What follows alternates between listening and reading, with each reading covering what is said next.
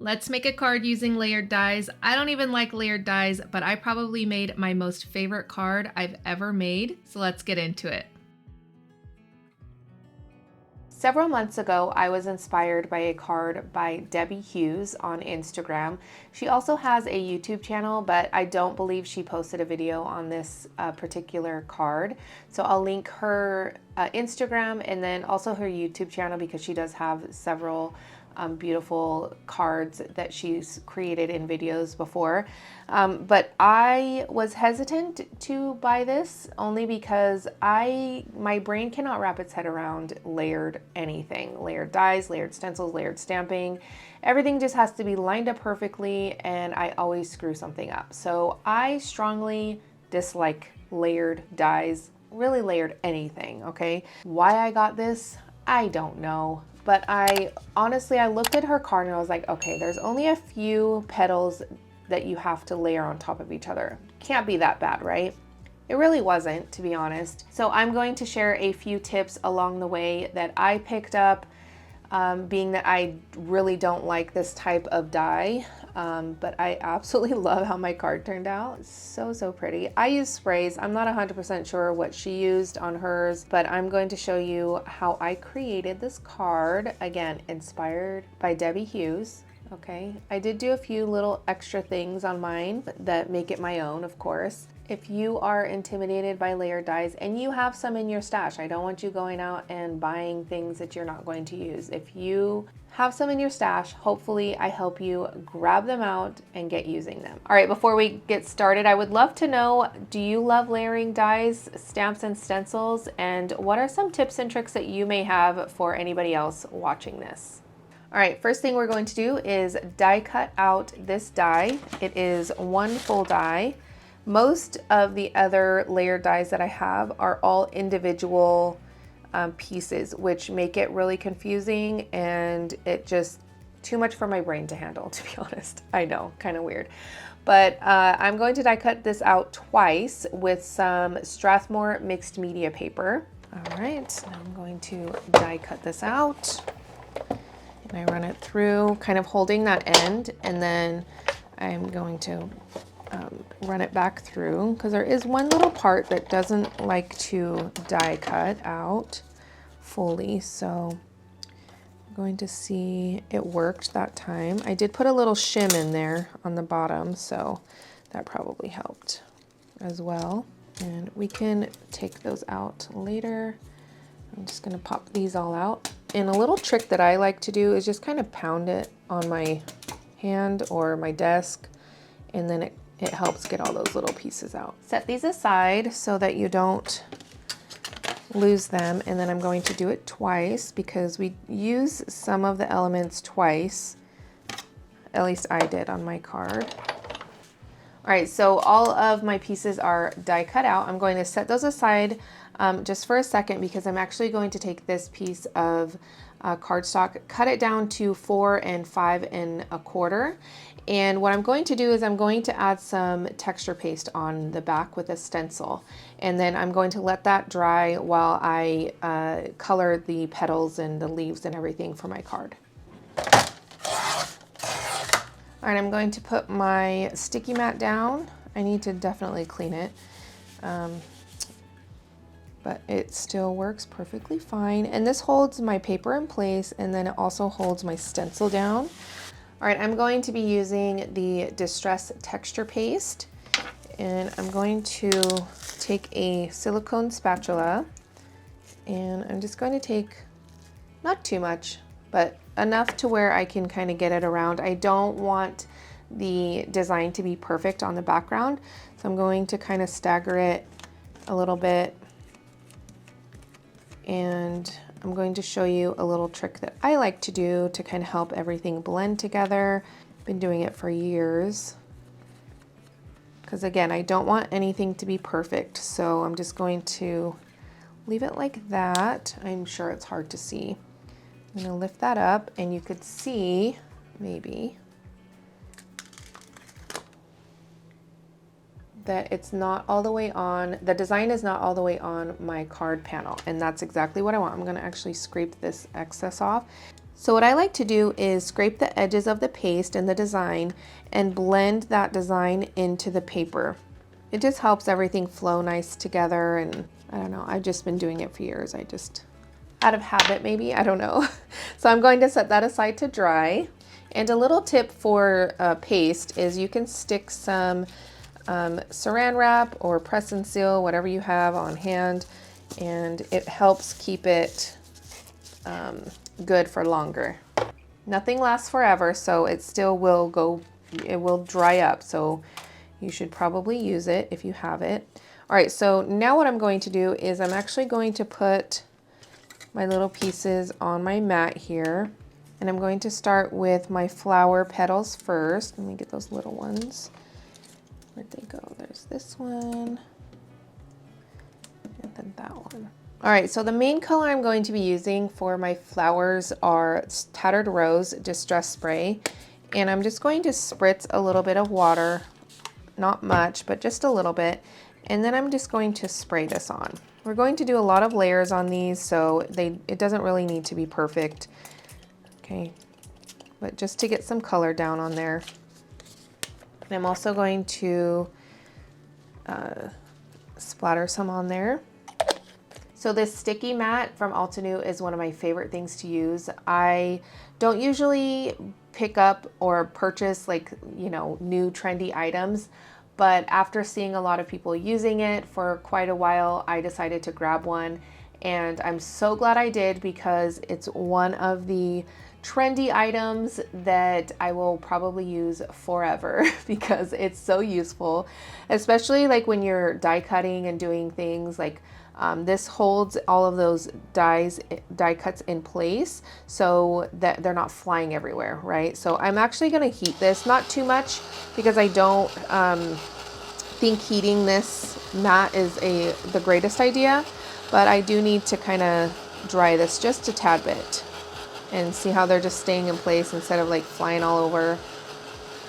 It really helps a lot. So next, I'm going to add just a little bit of saltwater taffy. I don't want to add too much because this is very pink and I don't want them too pink, but I do want a little variation in color, right? So I'm actually just going to kind of splatter this on in little different areas there. Okay, there we go. I'm going to dry this again. Okay, and then another layer, I'm going to add more splatters with the Tattered Rose. All right, another really useful thing to have when using layered dies is this pokey tool. It's like a 4-in-1 tool from scrapbook.com, and it has like a piece where you can pick up, well, it's probably hard, but so I can pick up little pieces of the die and then kind of place it, and then I could turn it around, and it also has this really pokey part, and then I forget what's on this side. Oh, and then kind of like a little scraper, so I can help. So this kind of helps maybe get those die pieces off of a mat or something, you know. So this has been really helpful. I use this all the time too. And I'm going to add some splatters of water now to my die cut pieces here. And what I do is I just spray some water in my hand, and I'm just going to kind of splotch it on the pieces there. And then I'm going to pick up that water. Now I'm going to use a little tiny bit of Rusty Hinge. I know you might be thinking that's just crazy. I'm going to take a paintbrush and I'm going to carefully splatter on some of these little petals. I don't want a lot of the Rusty Hinge, but I just want enough to where, again, it gives a nice variation in color, kind of some interest. But on these littler petals, I actually am going to add a little bit more of the Rusty Hinge because I want these to stand out a little more than the other ones. And I actually use 2 of those, so I need the other ones here. So I'm going to spray these with the Tattered Rose, and then I'll just take some of this Rusty Hinge and just kind of add that on there. It does not have to be perfect. All right. Now I'm going to dry this. So I have my piece of cardstock that I added the texture paste to, and because I have some of this rusty hinge out, I'm going to actually just splatter on some of it to this background because I will do that in the end, and might as well do it now since it's out. So just like that. And I'm going to set that aside to dry. All right, so I'm going to set these petals aside to dry while I work on the leaves now. And I'm going to put them in this little tray here, this way I don't lose them. And then I have this one, that one, and that one. All right, so I have my leaves here, and the colors I used for that was, trying to remember because there was a couple that I did not like at all. Peeled paint and crushed olive. I'm going to add a little bit of water to these first, and then let me test that out. Yeah, I'm actually going to splatter this on because I want a lot more variation on my leaves. So I'm just going to kind of be a little more strategic with how I add the color to my leaves. You could use a paintbrush, but this works perfectly fine for me. And then I'm going to add some water. Then I'm going to take some of the crushed olive, that was peeled paint.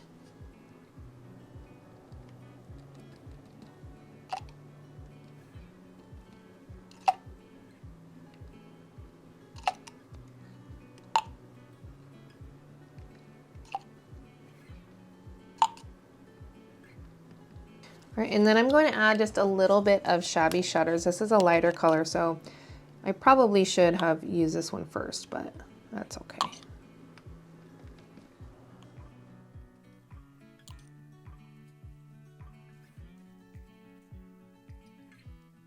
I'm going to take more of this peeled paint. The crushed olive is a little too yellow, so I'm just going to kind of mix in some of the peeled paint in some of these areas.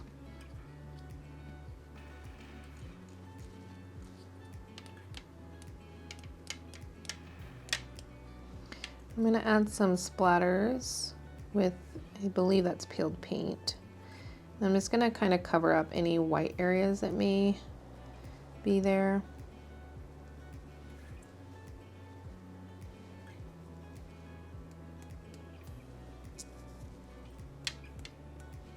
All right, next I'm going to add some water splotches to these.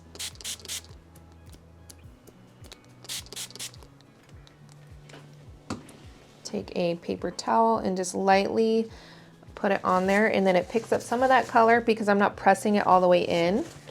And then I'm actually going to continue to cover up any of these little white areas. All right, I have all of my pieces laid out on my mat here, and I'm going to take some of this gloss spray from Dina Wakley. It's my favorite thing to splatter white with, and I'm just going to take the nozzle out and then just start tapping it. And I'm just going to kind of lightly add some splatters first of the white, and then I didn't protect or seal my petals, so some of the white is going to pick up the color behind, which I want because again it adds a variation. If you need to, you can go back in, dip that nozzle into the bottle there, and then just kind of grab some more of that white. I probably add too many white splatters, so you can stop at any point. I'm going to add some white splatters to this panel as well. I know we probably are thinking it's white on white. It adds to the texture, I promise.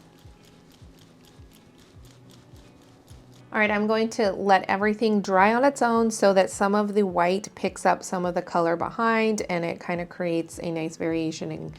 And then if I need to, I'll spin these around and then splatter more of the white on. I don't think I need to, but it's good to kind of get a different look at them. I do this with my backgrounds as well, so just good to kind of get a different angle just to make sure that you're not missing any areas or anything like that. All All right, so the first thing I'm going to do is glue all of my petals together. So I have these two smaller ones here, and I'm gonna see, okay, and it's good to have a nice liquid glue for this.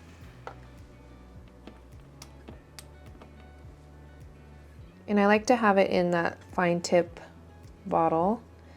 And I'm not going to glue all the way, so I'm going to kind of leave some of it so that it can kind of curl up a little bit. Let's see if that will, there we go. Just like that, just to give it a little more dimension. I don't really like anything like super flat, so. Okay, I'm gonna set those aside, and then I'm going to work on this one. All right, so I've decided I'm going to pop up each layer. So I'm going to add some foam adhesive, and then, let me see, I think that goes just like that. And then this one, kind of go like that. Perfect. All right, I am just kind of curling up the edges here of my petals. And then for the center, what I did was I used some fossilized amber and a little bit of the crackling campfire. And I roughed up the edges just a little bit with my fingernail there. And then I'm going to just add this right in the center. Just like that. Come on, focus. There we go. All right, so the next thing I'm going to do is take my leaves, and this little squiggly part here is going to sit right on top of my little petals, my little buds. Actually, should put this down. Just like that. Okay, and then I have another one here. I'm gonna do the same thing. Just add a little bit of liquid glue to the back, and then press that right onto my petals. Perfect. All right, the first thing I'm going to do is add my big leaf kind of where I want it. And I'm not adding the liquid glue to every single part of my stem here because I want some of it to kind of have a little more dimension. So like on the leaves, I'm leaving the edges without any glue. That way I can kind of pop them up just a little bit. Okay, and I'm gonna put these all the way down at the bottom so they line up with that bottom there. And then press all of that down. And then this one is gonna go like that. All right, and then I'm gonna put that one right there. And I'm going to put this a little behind this one, which I should have done that first. Now I need to.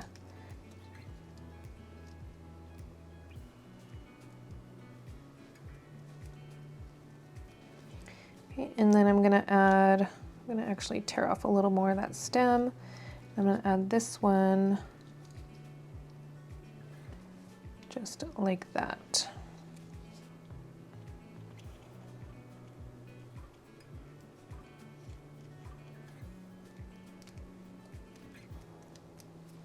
Okay, and then this leaf, I'm actually going to tear it apart, and I'm going to place this portion up here, just like that.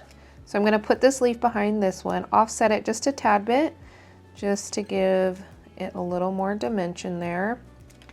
Now on my original card, it had a lot more contrast between the two leaves, but that's okay. I actually, to be honest, I actually like this one better. I love the rusty hinge. I have a lot more rusty hinge on this one, so. Now I can kind of manipulate some of these petals and the leaves a little bit better now that everything's glued down. All right, so I'm going to take some scissors and rough up the edges a little bit. This gives more interest, and I feel like it kind of ties everything together with the mixed media fill of this card. Ideally, you would do this before adding all of your die cuts and everything, but I totally forgot. All right, I think I might add this one, so many thanks. It's always good, or maybe thanks so much. No, so many thanks. All right, and I'm cutting this by hand. I don't care if it's perfect because I'm going to rough up the edges. I'm going to trim it down a bit.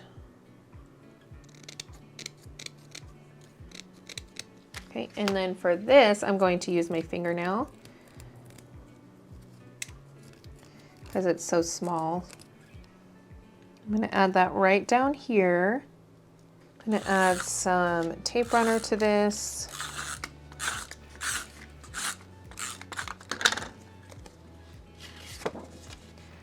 And then I will line it up best I can.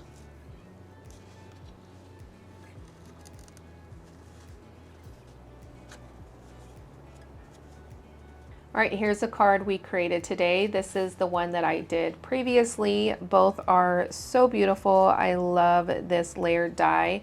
Again, I am not a fan usually of layered dies just because it takes too much brain power to kind of line everything up and make everything perfect. But this one has just the right amount of layering, I think. There is, I think, a couple layers. Yes, Callie? My cat decided to join in the fun. Here she is. Hello, kitty kitty.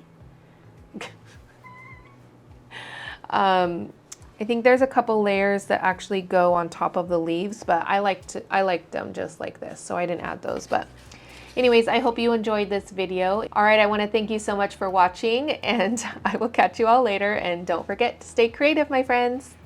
Stay creative, Callie. Say bye-bye.